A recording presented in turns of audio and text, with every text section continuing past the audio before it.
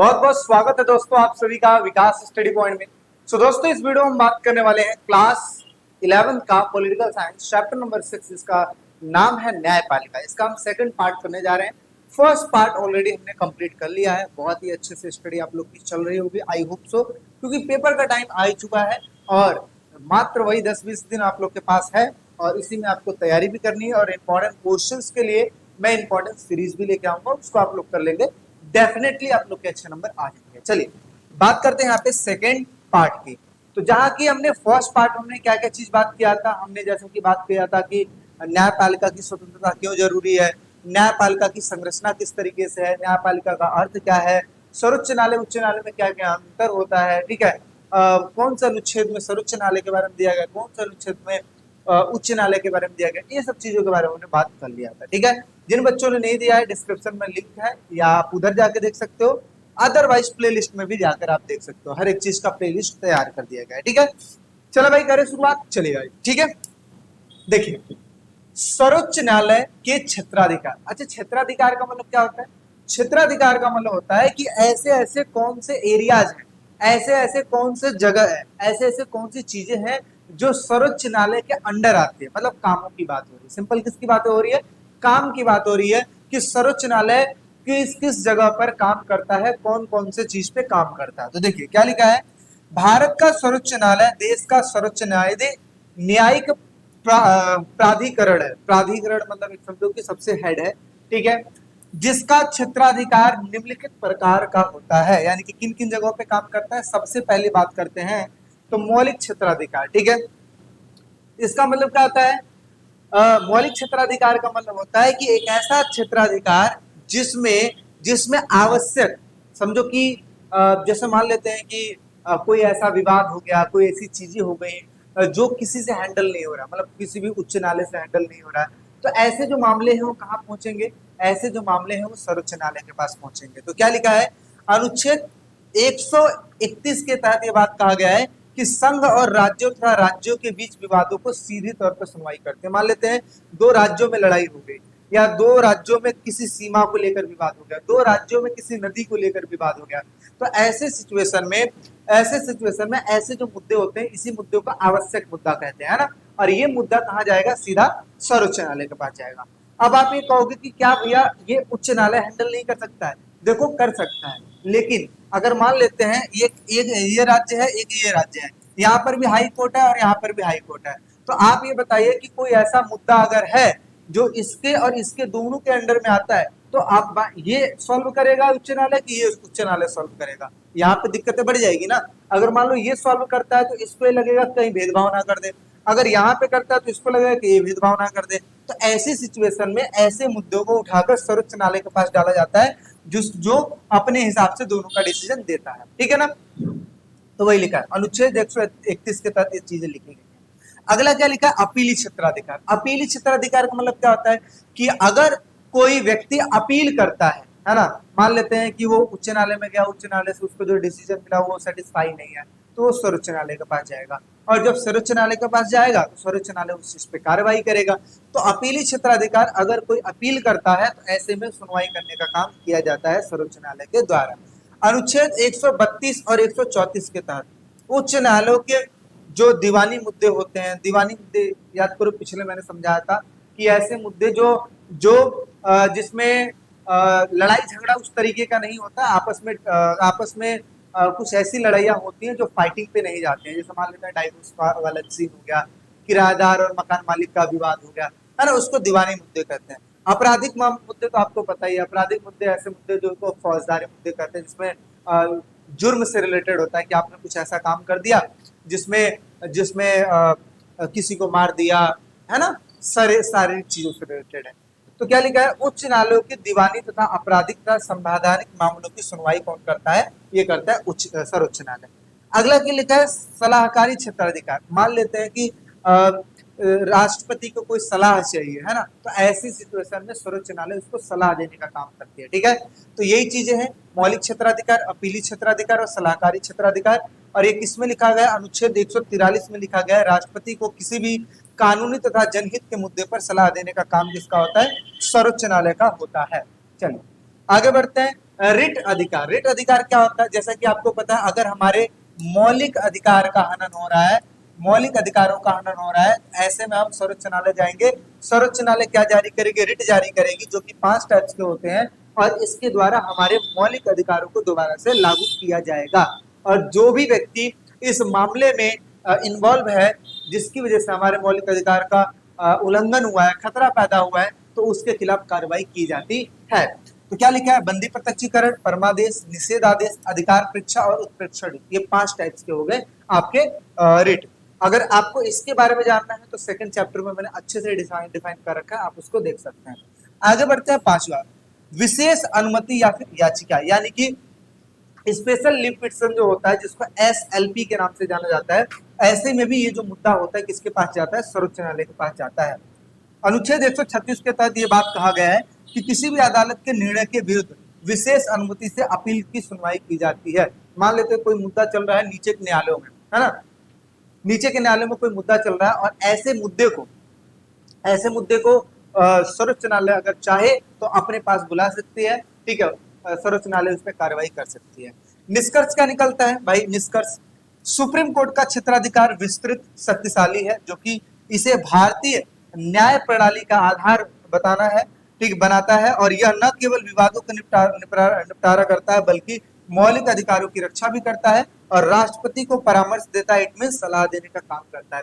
It mean ये पूरा का पूरा समराइजिंग करके आपको बता दिया कि ऐसे 5 जगह है जहां पर सर्वोच्च न्यायालय अपने कार्रवाई करता है, ठीक है, जिसके बारे में हमने पढ़ लिया। ठीक, चलिए अब थोड़ा सा और ऊपर बात करते हैं, आगे समझते हैं।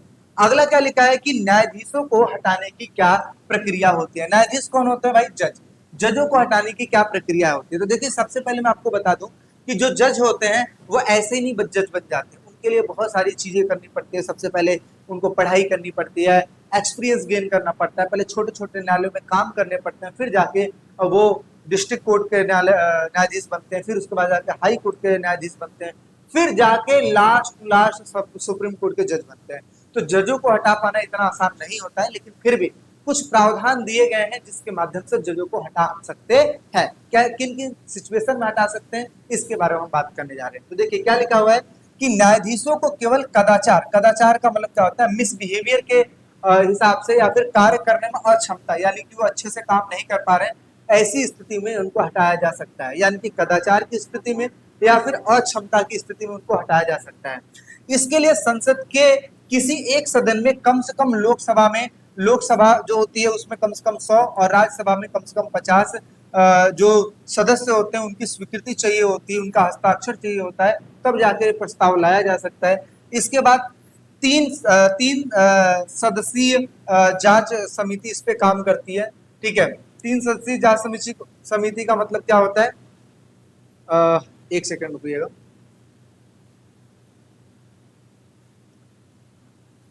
मतलब एक तरीके से समझो कि इस पे पूरी तरीके से जांच पड़ताल होता है कि हाँ क्या सही है क्या नहीं सही है, किसकी वजह से इस पे इल्जाम लगाया जा रहा है, क्या ऐसे कारण रहे हैं, उनका पूरा का पूरा रिपोर्ट चेक किया जाता है कि वो जो व्यक्ति है, ठीक है, उनका परफॉर्मेंस कैसा था, कभी उन्होंने किस तरीके का निर्णय दिया है। मतलब एक तरीके से समझो कि हर टाइप की जांच की जाती है, और जांच करने के बाद तब डिसाइड होता है कि तब जाके इन पे वोटिंग वगैरह अपना जो कि होता है सर्वोच्च न्यायालय उच्च न्यायालय में होता है, और फिर जाके उनको हटाने की प्रक्रिया शुरू होती है। और एट द एंड ऐसे मामले जो होते हैं वो राष्ट्रपति के पास जाते हैं, और राष्ट्रपति अगर उस पर साइन कर देते हैं कि हाँ ये न्यायाधीश को हटाया जाए, तो वो हटाया जा सकता है, अदरवाइज। हाँ, अब आपके दिमाग में क्वेश्चन चल रहा होगा कि क्या अभी तक कोई ऐसा हुआ है जब इस प्रकार का सिचुएशन आया है? तो हाँ देखो, एक बार ऐसा हुआ था न्यायमूर्ति रामास्वामी के समय में कि उनके ऊपर 1991 में जब उनके ऊपर इल्जाम लगाया गया था और उनके ऊपर वोटिंग करवाई गई थी, तो ऐसे में जो वोटिंग हुई थी उनके खिलाफ ज्यादा नहीं हो पाई थी, तो उनको हटाया नहीं गया था, है ना। यानी कि हम ये कह सकते हैं कि उनके खिलाफ जो प्रक्रियाएं की गई थी उसमें उनको निर्दोष करार दिया गया था, और उसके बाद उनको हटाया नहीं गया था। तो जितना आसान हमें लग रहा है यहाँ पे लिखा हुआ है कि हाँ इनको इस तरीके से हटाया जा सकता है, इतना आसान होता नहीं है किसी को हटा पाना, ठीक है। तो ये वाली बात होती है, ठीक है। चलिए, तो यही प्रक्रियाओं के बारे में इसमें लिखा हुआ है, और सडनली आपको पता ही है अपने आप बंद हो गया, पता नहीं क्या हुआ इसमें? हाँ, चलिए करते हैं आगे बात और देखते हैं। तो क्या क्या हमने पढ़ लिया कि कम से कम 100 लोकसभा के जो सदस्य होते हैं वो 50 राज्यसभा के सदस्य इस पर हस्ताक्षर करते हैं। फिर जाके 3 सदस्यीय जांच समिति बैठती है, जैसे कि एक सुप्रीम कोर्ट के जज होते हैं, एक हाई कोर्ट के मुख्य न्यायाधीश होते हैं, एक वरिष्ठ कानून विशेषज्ञ होते हैं। ये लोग क्या करते हैं, ये सब जांच वूच करते हैं। यदि समिति आरोप सही कर देती है, यानी कि जो समिति आरोप सही मान लेती है, तो यह प्रस्ताव पर संसद के दोनों सदनों में विशेष बहुमत से मतदान होता है। इट मीन्स क्या होता है कि 2/3 बहुमत चाहिए। कितना चाहिए? यानी कि मान लेते हैं लोकसभा और राज्यसभा के जितने भी मेंबर्स हैं, ठीक है, लोकसभा राज्यसभा के जितने मेंबर्स हैं, मेंबर्स का 2/3 निकाला जाता है और 2/3 लोगों की जरूरत होती है, बहुमत की जरूरत होती है। और फिर जाकर क्या होता है, ये चीजें वो किया जाता है कि हाँ, उनको हटाने की प्रक्रिया आगे बढ़ती है। ठीक है, और फिर क्या होता है आगे कि संसद से प्रस्ताव पास होने के बाद ये राष्ट्रपति के पास जाता है, न्यायाधीश को हटाने पद से हटाया जाता है। और यह प्रक्रिया कठिन होती है ताकि न्यायपालिका की स्वतंत्रता बनी रहे। ऐसा नहीं है कि जिसकी सरकार चल रही हो सरकार अपने हिसाब से सारी चीजें करवा पाए, इतना आसान नहीं होता है। ठीक है, अब तक केवल एक बार ऐसा मामला सामने आया हुआ है जब न्यायमूर्ति बी रामास्वामी के खिलाफ ये चीजें हुआ था 1991 में। जांच समिति ने दोषी माना था, लेकिन लोकसभा और राज्यसभा में इनके खिलाफ बहुमत नहीं मिला था और इसी वजह से उनको हटाया नहीं गया था। ठीक है, तो इतना आसान नहीं होता है कि किसी भी न्यायाधीश को उनके पद से हटाना। चलिए नेक्स्ट बात कर लेते हैं। अगला देखिए क्या लिखा हुआ है। अगला लिखा है न्यायिक सक्रियता क्या है। देखिए ये भी क्वेश्चन आता है कि न्यायिक सक्रियता क्या होता है, तो बड़े ध्यान से समझिएगा। न्यायिक सक्रियता को बहुत ही अच्छे से मैं समझाने की कोशिश करता हूं। जैसे हमें पता है कि जो सरकार है, सरकार के 3 अंग होते हैं। कितने अंग होते हैं? 3। एक को हम मान लेते हैं पहला हो गया अपना, ठीक है, पहला हो गया लेजिस्लेचर, दूसरा हो गया एग्जीक्यूटिव, तीसरा हो गया जुडिशरी, यही होती है। तो इसमें ये बात कहा गया है कि अगर सरकार के 2 अंग, जैसे लेजिस्लेचर इट मींस लोकसभा, और जो कार्यपालिका एक जो विधायिका है और कार्यपालिका अपने कामों में अगर ढिलाई बरत रही है, तो ऐसी सिचुएशन में ये जो जुडिशरी है ये अपना भूमिका निभाती है और इनको काम करने का प्रेशर देती है। इट मींस हम ये कह सकते हैं कि सरकार के जो 2 अंग है, विधायिका और कार्यपालिका, अगर ये अच्छे से काम नहीं करते हैं, तो ऐसी सिचुएशन में जो न्यायपालिका है वो अपनी भूमिका निभाती है और उनको काम करने के लिए प्रेशराइज करती है। तो क्या लिखा है, सरकार के अंग जैसे विधायिका जो कि कानून को बनाती है, कार्यपालिका जो कि सरकार को चलाती है, को अपने काम को ठीक ढंग से नहीं कर रहे हो, तो ऐसे में जनता की समस्याओं को अगर नजरअंदाज कर रहे हो, तब न्यायपालिका खुद आगे आकर जनता के हित में काम करती है और इसे ही क्या कहते हैं, न्यायिक सक्रियता करती है और इनको प्रेशराइज किया जाता है काम करने के लिए। ठीक है, न्यायपालिका इस दौरान यह देखती है कि क्या सरकार द्वारा बनाए गए जो कानून है वो संविधान के अनुसार हो रहा है या नहीं है।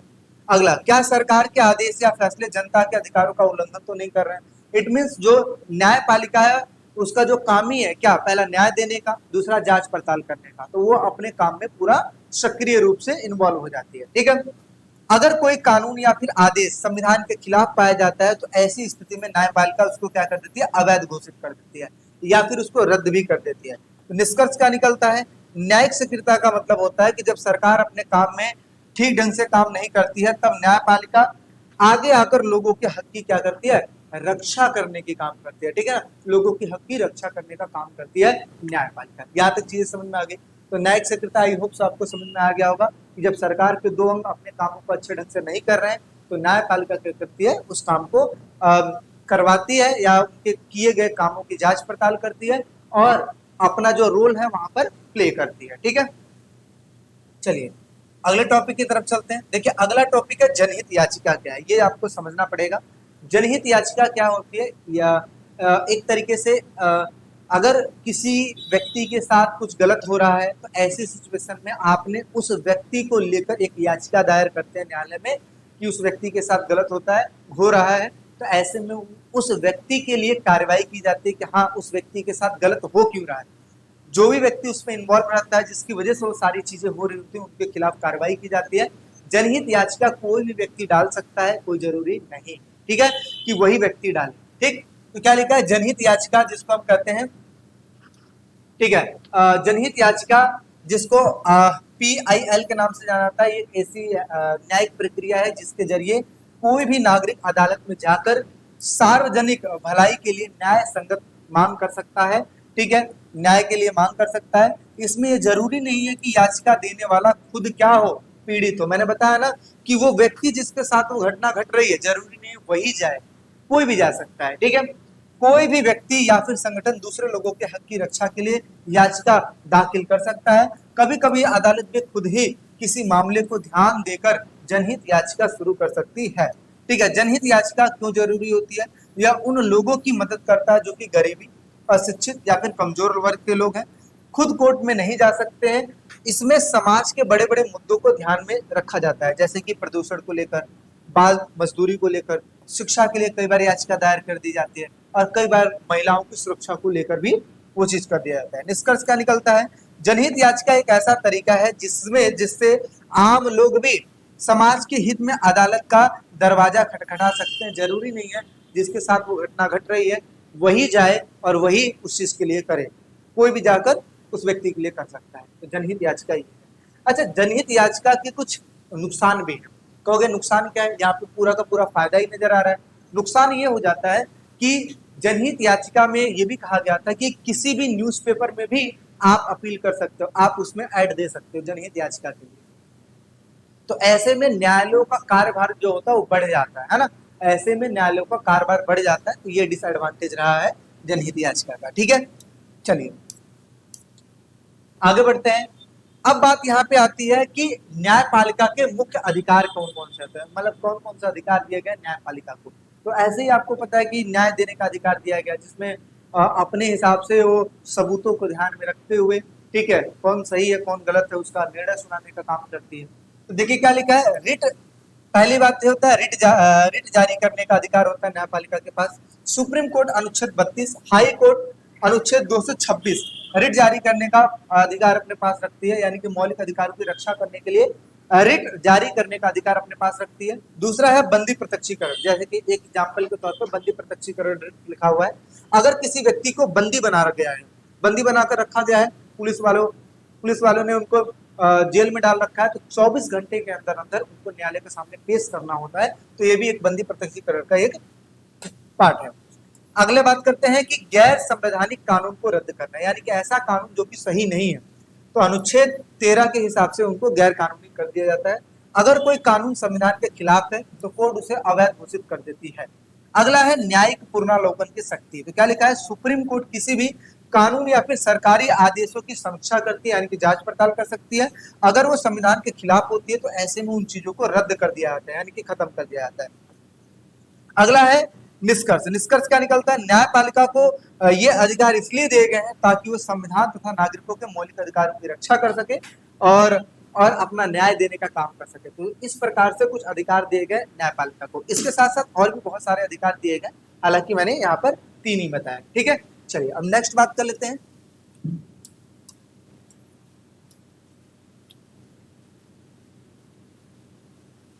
हाँ, अगला टॉपिक हमारे सामने क्या आता है कि संसद और न्यायपालिका का संबंध। देखिए संसद और न्यायपालिका का संबंध किस तरीके से देखा जाता है। अब देखिए यहाँ पे एक चीज समझिए, जो न्यायपालिका है, ठीक है,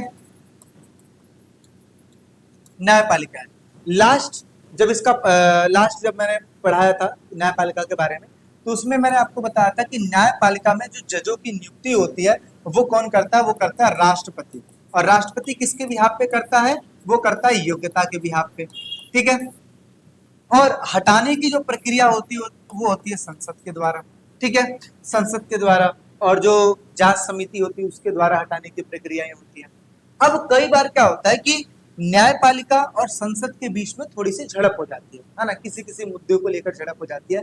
तो पहली बात तो हम संबंधों की बात करेंगे, अच्छे भी संबंध और बुरे भी संबंध, इसके हम बात करेंगे, है ना। तो वही चीज लिखा हुआ है। तो क्या लिखा है, संसद और न्यायपालिका के संबंध, सहयोग तथा संतुलन की बात करते हैं। सरकार के 3 अंग होते हैं, जैसे संसद हो गया जिसको हम विधायिका कहते हैं, कार्यपालिका हो गया, न्यायपालिका हो गया। तीनों का काम अलग अलग होता है, एक दूसरे पर ये नियंत्रण नहीं रखते, यानी कि जो विधायिका है वो कार्यपालिका पे नियंत्रण नहीं रखती, जो कार्यपालिका वो न्यायपालिका पे नहीं रखती, मतलब तीनों स्वतंत्र है, अलग अलग। ठीक है, आगे क्या लिखा है, इसके कार्य भी हैं, जैसे संसद, कार्यपालिका, न्यायपालिका। क्या क्या काम है, कानून बनाने का काम करती है संसद और संविधान में संशोधन करने का काम करती है संसद, ठीक है। इन कानूनों को लागू करने का काम कौन करती है, वो करती है कार्यपालिका। न्यायपालिका ये देखती है कि कानून संविधान के अनुसार बना है कि नहीं बना है, विवादों को हल करने का काम करती है। तो इट मीन्स हम ये कह सकते हैं कि ये सरकार के पार्ट है ना। इट मीन्स क्या है, सरकार के पार्ट है, तो जाहिर सी बात है इनके बीच में संबंध होता है। अगर एक कानून ना बनाए तो दूसरा उसको लागू कैसे करेगा, और दूसरा अगर उसको लागू ना करे तो न्यायपालिका उसकी समीक्षा कैसे करेगा, जांच पड़ताल कैसे करेगा। तो ये तो हो गया संतुलन बनाना और इसके संबंधों की बात। अब हम ये देखते हैं कि संसद और न्यायपालिका के बीच में कई बार विवाद कैसे पैदा हो जाता है, इसके बारे में बात कर लेते हैं। तो कुछ मामलों में संसद तथा न्यायपालिका में टकराव देखने को मिल जाता है। पहला, जैसे कुछ कुछ मुद्दे हैं, जैसे निजी संपत्ति के अधिकार की सीमा क्या होनी चाहिए, कि कोई व्यक्ति अपने पास निजी प्रॉपर्टी कितना रख सकता है ना। कई बार संसद इसको लेकर कानून बनाती है तो न्यायपालिका उसको रोक देती है कि भाई ये तो मौलिक अधिकार का पार्ट है, आप इसको क्यों कर। हालांकि संपत्ति का अधिकार हटा दिया गया है मौलिक अधिकार की सूची से, लेकिन फिर भी एक कानूनी अधिकार में, ठीक है। क्या संसद मौलिक अधिकारों को सीमित या फिर खत्म कर सकती है, इस पे भी एक टॉपिक है।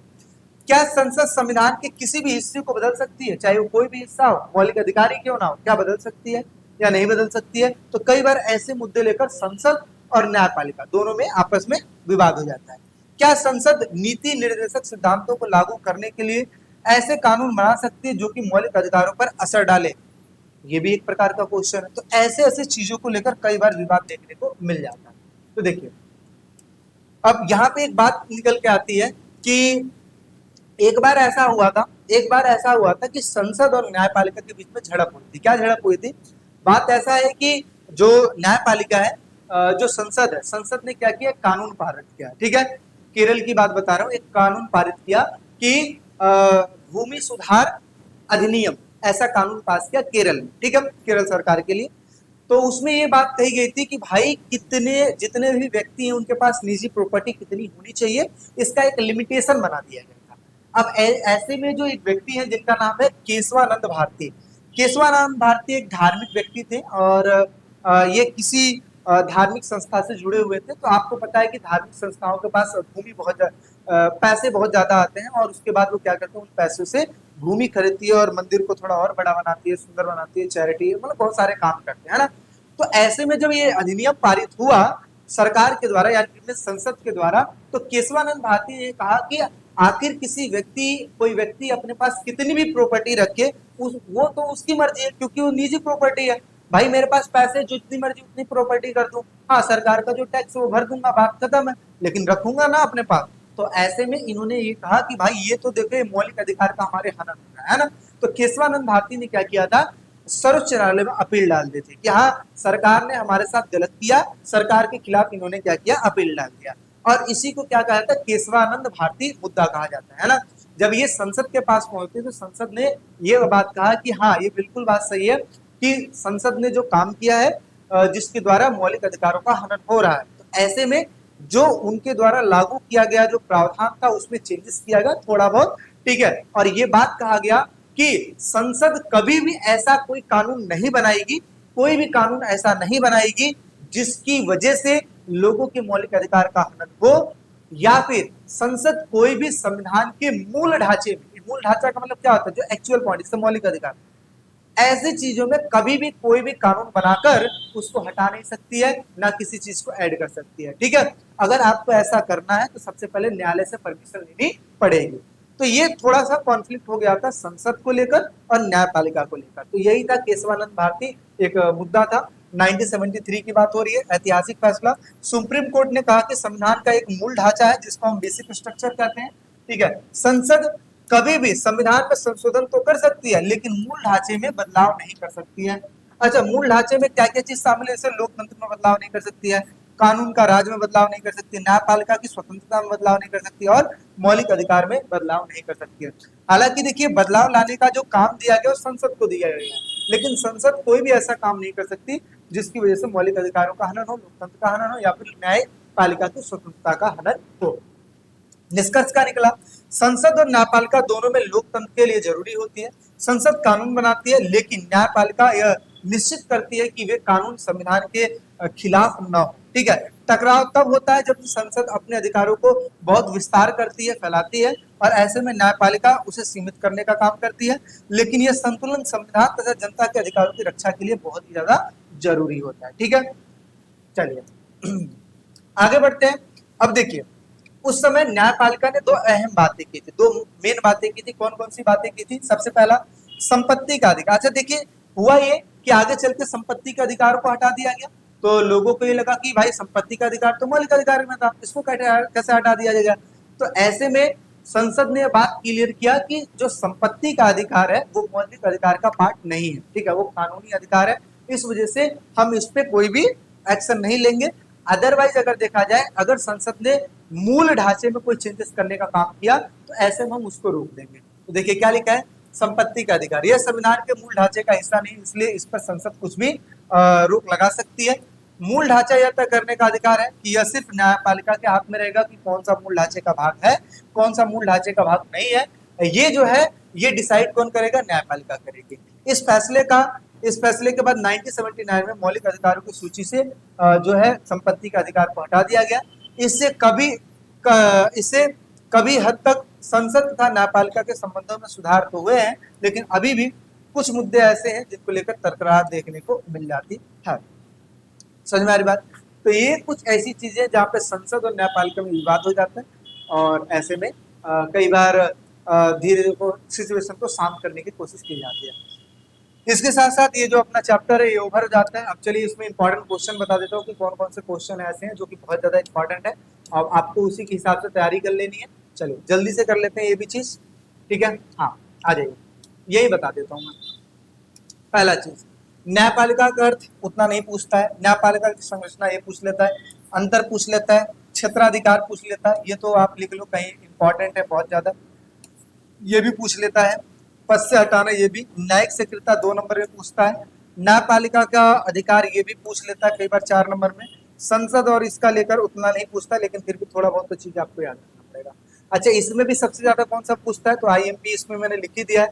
हटाने की प्रक्रिया भी उतनी बार नहीं है, लेकिन ये भी आईएमपी लिख लो आप।